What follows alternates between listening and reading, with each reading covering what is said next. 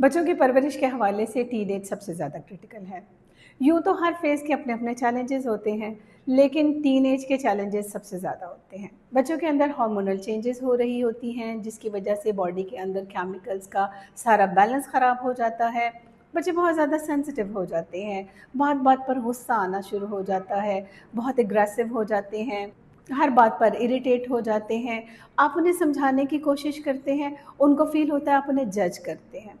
वो आपके साथ मिसबिहेव करना शुरू कर देते हैं। अगरचे बच्चे बाद में इस बात को रियलाइज़ करते हैं और वो अपने आप के साथ या अपने पेरेंट्स के साथ प्रॉमिस करते हैं कि आइंदा मैं इस तरह बिहेव नहीं करूँगा। लेकिन जैसे ही दोबारा बात स्टार्ट होती है, वो फिर से उसी तरह बिहेव करना शुरू कर देते हैं। उनका अपने ऊपर कंट्रोल नहीं रहता। खुद उनको भी समझ नहीं आ रही होती कि वो ऐसा क्यों कर रहे होते हैं। ये फ़ेज़ पेरेंट्स के लिए एक बहुत बड़ा टेस्ट होती है। उनको बहुत ज़्यादा पेशेंस से काम लेना पड़ता है।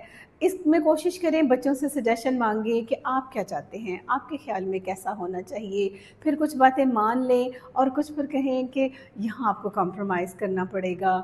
इस तरह करके मामला फ़हमी से इस फ़ेज़ को अच्छे तरीके से गुज़ार लें।